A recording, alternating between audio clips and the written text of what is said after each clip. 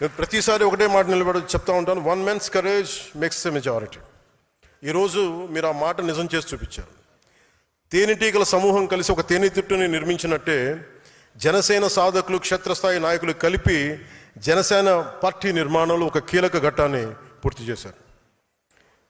మొన్న వైజాగ్లో జరిగిన సేనతో సేనాని సమావేశంలో ఒక జన సైనికుడు మాట్లాడుతూ, మా ఊరికి నేనే పవన్ కళ్యాణ్, ప్రతి సమస్యకి నీ దాకా రానన్నయ్య అని చెప్పినప్పుడు ఇది నేను కోరుకున్న పార్టీ నిర్మాణం అనిపించింది. విజయనగరంలో హుస్సేన్ అని ఒక ముస్లిం యువ జన సైనికుడు కార్పొరేటర్గా పోటీ చేశాడు. ఓడిపోయినా సరే అక్కడ ప్రజా సమస్యల పరిష్కారానికి కార్పొరేటర్ కంటే ఎక్కువగా కృషి చేస్తూ ప్రతి మంగళవారం ఒక సమస్యను అధికారుల దృష్టికి తీసుకెళ్లి పరిష్కరిస్తున్నాడు. అందుకే అతన్ని మంగళవారం హుస్సేన్ అంటారు. హుస్సేన్ లాంటి పోరాట స్ఫూర్తి ఉన్న వ్యక్తికి ఒక ఆయుధం ఇస్తే ఇంకా బలంగా పోరాడతాడు. ఆ ఆయుధమే జనసేన.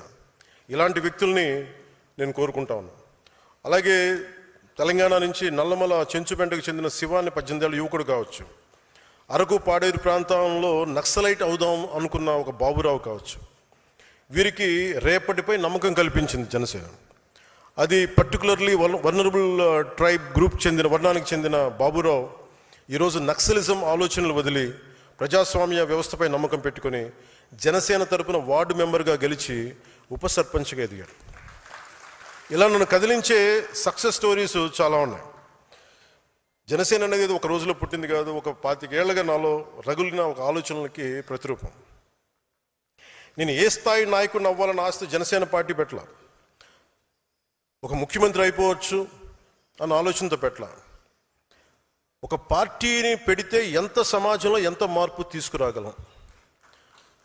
చిక్బళ్ళాపూర్కి చెందిన ఒక ఆడబిడ్డ వచ్చి నాకు అవినీతి పైన పోరాటం చేయాలని, నాకు నువ్వు ఆయుధం ఇవ్వన్నా, నువ్వు ప్లాట్ఫామ్ ఇవ్వంటే నేను అలాంటి వాళ్ళ కోసం పెట్టాను పార్టీ. కొత్త తరహా నాయకత్వాన్ని ఎలా నిర్మించగలను అన్న తపన జనసేనకి పునాది.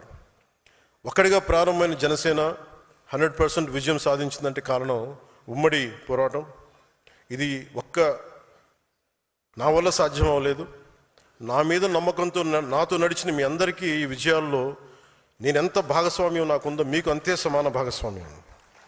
ఏ రాష్ట్రానికి వెళ్ళినా జనసేనకి ప్రత్యేకమైన గౌరవం ఉంది. పార్టీ మద్దతు కోరుతారు. అది మహారాష్ట్ర కావచ్చు, తమిళనాడు కావచ్చు, కర్ణాటక కావచ్చు. గత ఏడాది మహారాష్ట్ర ఎన్నికలు ప్రచారానికి వెళ్ళినప్పుడు ఎన్డీఏ అభ్యర్థులు మనం వెళ్ళిన చోట దాదాపు 95% స్ట్రైక్ రేట్ సాధించారు. జనసేన మద్దతు ఉపయోగపడిందని చెప్పినప్పుడు అది చాలా చాలా ఆనందాన్ని ఇచ్చింది.